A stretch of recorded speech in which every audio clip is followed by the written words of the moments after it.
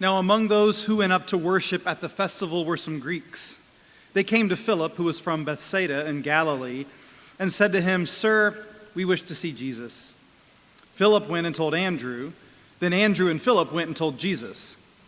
Jesus answered them, "The hour has come for the Son of Man to be glorified. Very truly I tell you, unless a grain of wheat falls into the earth and dies, it remains just a single grain. But if it dies, it bears much fruit. Those who love their life lose it, and those who hate their life in this world will keep it for eternal life. Whoever serves me must follow me, and where I am, there my servant will be also. Whoever serves me, the Father will honor. Now my soul is troubled. And what should I say? Father, save me from this hour? No, it is for this reason that I have come to this hour. Father, glorify your name." Then a voice came from heaven, "I have glorified it, and I will glorify it again." The crowd standing there heard it and said that it was thunder. Others said, "An angel has spoken to him." Jesus answered, "This voice has come for your sake, not for mine. Now is the judgment of the world. Now the ruler of this world will be driven out. And I, when I am lifted up from this earth, will draw all people to myself." He said this to indicate the kind of death he was to die. The gospel of our Lord.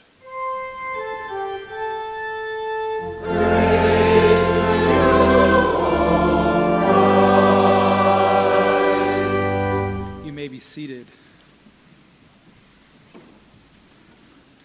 It is truly a gift to be here today with you all for a lot of reasons. When I arranged to come here today, it was before I knew that Pastor Dan was going to be your senior pastor. So what a gift that I get to reconnect with a good friend from seminary, and to have him here and in the Synod is just a blast. But most important for me is just to be able to be here and say thank you for your partnership and ministry with Lutheridge. I know whenever I go into congregations that Lutheridge is a place that has touched many lives, and many of you have spent summers there and other programs there, and maybe have had some important life events happen there. Maybe some of you have served on staff. And we do not take that partnership for granted. It is a gift to us to continue to welcome you to camp, and also to continue to kind of serve and ministry alongside of you. So thank you for your continued support of Lutheridge and Novus Way, which includes Luther Rock, Luther Ranch, and Luther Springs. And also there is some transition going on at camp right now, but I can say with a lot of confidence that I have not been more excited about the future of this organization than I am right now. And I'll take just a few minutes before I preach and just share with you a little bit of some exciting things going on at camp. We're in the middle of hiring our staff, and we are hiring an amazing staff this summer. It is just really exciting to see those applications coming in. They will be at camp in less than 2 months, if you can believe it. So I am 100% focused on the summer. But that's to say, if you know a 18-year-old college-age student or above, consider them if they would be interested in working at camp, and tell them you have gifts for working at camp. And then that's part one. Part two is giving them an application. And those are often two things that we got to make sure we do. Is one, encourage them, and make sure they apply. So we can always use more staff up with us for the summer. The next thing I want to invite you to do is to think about 5 people in your life who could use camp. And for the challenge that we're extending to congregations is to think beyond your congregations. Think about your neighborhoods. Think about your kids' or grandkids' baseball teams or classmates. Think about friends and cousins and those sort of people. Think about 5 people you know who could use a week of camp. How about this? 5 people who could use a week without phones or screens. It's more of us than you think, probably. It's a really important gift. And, like I said, invite them. Encourage them. Give them a camp brochure. Send them to the website and say, there are so many programs for you. And this summer we have got all sorts of great programs. We've got some outdoor adventure programs for middle high schoolers that go rafting and zip lining and caving and all sorts of fun stuff. We've got Music and Arts Week, where kids can practice drama and dance alongside music and visual arts. We've got Night Owls programs where kids stay up later and later every night. We've got just our kind of classic camp programs. There is something for everyone. And not just for kids. If you were thinking in your mind of kids, that's a good thing. But some of our fastest growing programs at Lutheridge are our family camp and our grandparents camp. Coming to camp with your grandkids can be such a fun gift. The grandkids go somewhere else in the morning. Grandparents get their own time, and the afternoon is time spent together doing camp stuff, pool and crafts and campfires and games and that fun stuff. Family camps are wonderful. Adult Music Week is one of our longest running programs in the middle of the summer with choral and organ music and handbells. There is a reason for everyone to get to Lutheridge at some point over the summer. And not just over the summer. I left Lutheridge yesterday with my wife, Pastor Sarah, the other program director, who has 100 wild women up there this weekend. They were doing a dance party last night when I left, building some community with their women's retreat up there. There are 50 youth up there doing a Faith Alive confirmation retreat, learning how to serve Jesus. Coming up in a couple weeks, we have our Create in Me Creative Arts Retreat, where we bring in some folks to do workshops and drop-in stations to learn arts and practice creativity and worship and fellowship. And our other fun one we have coming up next month for those who are 21 is called Theology on Tap, where we use Asheville's wonderful beer scene to talk some about Jesus, curate some local flights with craft beers, and then enjoy all the beer that Asheville has to offer. One of our most fun retreats every single year, without a doubt. Yeah, there's always a reason to come to camp in the summer and the non-summer. It's so wonderful that you all will be with us in September for your congregation retreat, and we're thanking you for coming.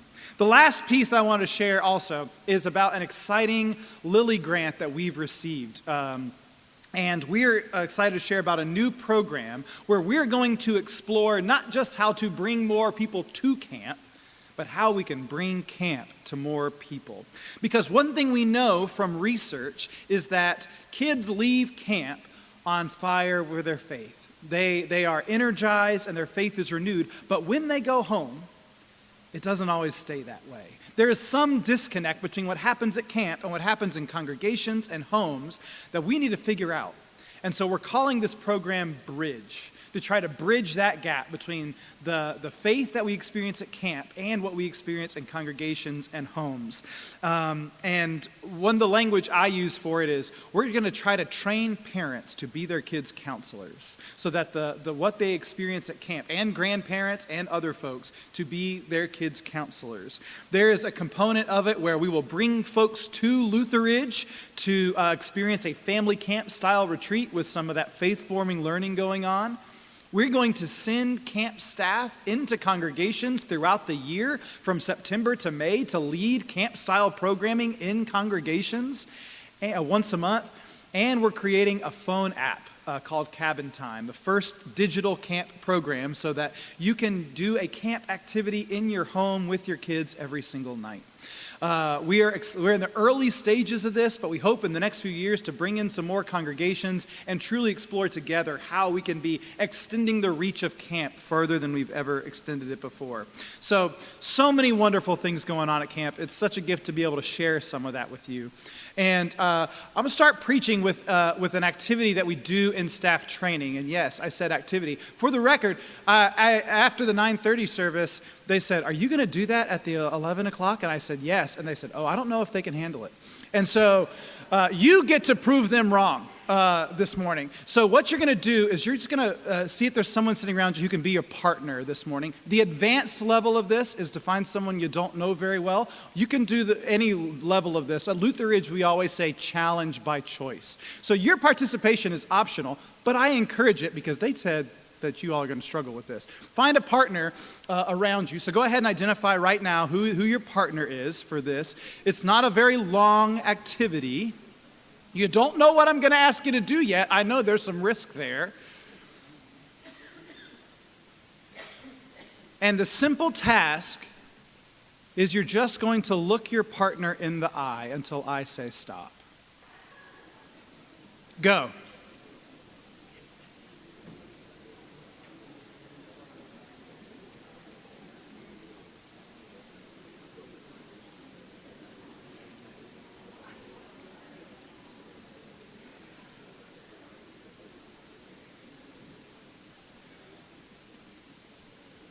keep going and try to do it without talking. Let's see how that goes.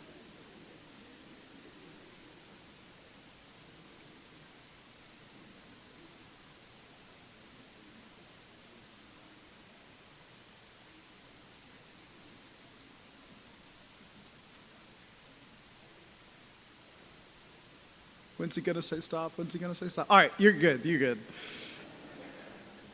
You could do it. See, what do they know? You guys did great. How was it? Hard? Awkward? Uncomfortable? You know how I could tell it was uncomfortable? Because y'all started talking right away, which is what normally happens, right? When we're uncomfortable, what else did folks do? Did anyone laugh? Because that's a nice deflection, right? When we're uncomfortable, we laugh sometimes. We start talking. Sometimes we look away and look right back. And there's a reason we do those things. It's because this is meant to be uncomfortable. This is meant to be an uncomfortable experience, something that's a little challenging to do. And our bodies don't like being uncomfortable. So we come up with these mechanisms to keep us from our discomfort, like laughing, like talking, like looking away. When I did this with staff over the summer, you all did that for about 40 seconds. That was good. When I did this with staff, I told them to get someone they didn't know to partner with and stare into each other's eyes. And I left them there for 5 minutes. And they didn't know when I was going to say stop. And they talked about how uncomfortable it was, but how eventually you settle in. If I'd have kept going, I wasn't going to sit you here for 5 minutes, but if I'd have kept going, you'd have eventually settled in. You'd have found a place where you're each comfortable doing this with one another. Later on in that session, I brought in giant coolers of ice water and had the counselors stick their hand in the water and try to hold it there as long as possible. This was not a torture session for our summer staff, I promise. It was a session called Doing Hard Things, and based on a book by Steve Magnus, trying to teach counselors the skills and abilities to do hard things. It's an important lesson because while I know for a fact that the job of camp counselor is the best job you will ever have, that does not mean it is an easy one. I tell this when staff when they interview, that when it's hot outside and you have 8 third graders in your care and you're tired and you've been eating the same food for weeks and you have to now plan an activity that everyone will like, it can be a difficult job. The job description includes being with children 24 hours a day, listening to them, helping them solve problems, helping them get along with one another, keeping them safe, applying first aid, keeping them clean-ish for a week. And when the job gets hard, you can't just walk away from it. You have to learn to deal with the discomfort and get to the other side of it. You have to learn to do the hard thing. But doing hard things does not always come naturally to us, as you all just learned. When we're confronted with something hard, our bodies say, preserve yourself, avoid the discomfort, right? We have to teach tricks. This is a skill to build, which is why we teach it in staff training. One of the tricks we use to build resilience is called zooming out. So we say something is hard or difficult right now. That water is cold. Now zoom out 3 months from now. What does this moment feel like? It's not that big a deal, right? Even the situation I'm going through with my camper, 3 months from now, won't feel like a big deal at all. So we zoom out. And I bet you all have tricks within yourselves that you might not even realize are tricks for doing hard things, for building resilience. And it seems like Jesus' disciples could also have benefited from a lesson in doing hard things because, like being a counselor, being a disciple of Jesus is a hard job too. Take a look at some of the expectations that Jesus lays out for people who want to follow him. Whoever loves me will serve me. Okay, serving, not always the easiest or most desirable of tasks. Those who love their life will lose it. Okay, that's pretty hard. Dying, right? A few weeks ago we heard, take up your cross.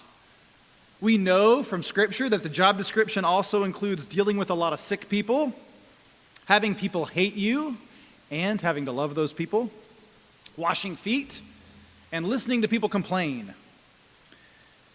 And Jesus knows that this job is hard. He says it right here. He says, my soul is troubled, right? Now what should I say? Father, save me from this hour? Should I just walk away and avoid doing the hard thing? Well, that's not really an option here, is it? Just like when you're a counselor, you can't just walk away when you do the hard thing. Although we did hear in the gospel a couple weeks ago, remember when Peter tried to get out of it? When Jesus is like, you're going to have to die. And Peter's like, no, Jesus, say it ain't so. Like, I'll do something else. Can we do the easy thing first? No, being a disciple is a hard job. And it ultimately looks like we, the disciples, are going to have to come up with a way to figure out how to do the hard thing called following Jesus. We have a slogan at camp that I think gets to the heart of what makes this both a really difficult and really rewarding job, and that is camper first. It's one of the things that you hear on repeat on staff over the summer. It's one of the first things that staff hear when they show up, and it is repeated throughout the summer, and it's meant to be a reminder about how our job is to preference the experience of the camper, even at the expense of our own comfort. So, campers want to play Gaga ball for the 10th time this week, and you're sick of Gaga ball. Camper first says, all right, let's go play Gaga ball again. The campers want to sing a loud song as they walk up the hill. You just want 5 more minutes of silence. Camper first says, what song are we singing? Right? The campers want to invent a new game that involves dressing up the counselor from head to toe in the most ridiculous outfit that they can think of. Camper first says, let's play. Probably the hardest part for our staff in this mentality is that outside of camp, the message that they hear most often is, take care of yourself. Do what you need to do. And listen, at camp, we love self-care. We talk about self-care. We talk about how to really take care of yourself. But at times, that mindset of me first is in direct contrast to camper first. And that is not unlike the world the rest of us live into. We have so many ways of avoiding discomfort and the world telling us to put ourselves first to avoid the discomfort, right? How often are any of us standing in line and maybe the line's only 2 minutes long, but we're bored, and so we pull out our phone and start scrolling through it to avoid that discomfort. It's another one of the reasons why no screens at camp is a really important and really uncomfortable part of the camp experience. But even so, I know parents who will put cell phones in their kids' luggage and send them to camp. And why do they do it? To avoid the discomfort of going a few days without talking to their kids. We have apps that can navigate us around the discomfort of sitting in traffic. If I want to, I can avoid the discomfort of hearing news and opinions that I disagree with just by filtering my phone. We are constantly living in a world that says, just do what you need to do. Hear what you need to hear. Take care of yourself. And Jesus has something to say about this discomfort-avoiding world that we inhabit. He says, now is the judgment of the world. And when he says world, the word there is cosmos. He's not really talking about just the place we live and all the people in it. That word is better translated as the system. Now is the judgment of the system. And what system is Jesus judging? The part that says, put yourself first. Isn't that the same thing that the devil told Jesus when he was tempted in the wilderness the very first week of Lent? Jesus, don't do the hard thing. Take care of yourself. Feed yourself. And I think when people talk about how camp is different from the world outside of camp, it has to do with more than just having or not having cell phones. I hope that camp is a place that can sometimes stand in judgment of the system that says, me first. I hope it's a place where doing hard things matters and people know that it's okay to struggle and fail. I hope it's a place where staff and campers and guests don't just find comfort or relaxation, although that is a big part of the experience, but it's a place where we all learn to follow Jesus a little more deeply by putting others first. So maybe we could all stand to be a little more camper first. Because you all know who the campers are out there. The vulnerable ones. The ones who don't think they have any friends. The lost ones. The ones without confidence. The ones who don't think they are lovable. Jesus says right here that his work on the cross involves drawing all people to himself. And so maybe our work on the way to the cross really isn't all that different. So I would like to semi-officially commission you all today as camp counselors. Congratulations. You have a job to do. And it is not an easy one. It is a difficult job, an uncomfortable job of putting all those campers first. And that may sound like bad news initially, but we know that doing hard things and being uncomfortable is not a path to death. It is the only path to life. And here's the best part of this job that you're all now commissioned to do. You do not have to do it alone. Jesus is the very best at doing hard things because he is our counselor and we are his campers. The cross is the ultimate camper first mentality. Jesus knows what it is to be camper first. He does it over and over and over again. And even in the middle of Lent, we also know the truth about the cross. That what appears to be a path of certain death is actually the only path to life. Thank goodness, then, we have a counselor whose love for us knows no limits. Thanks be to God.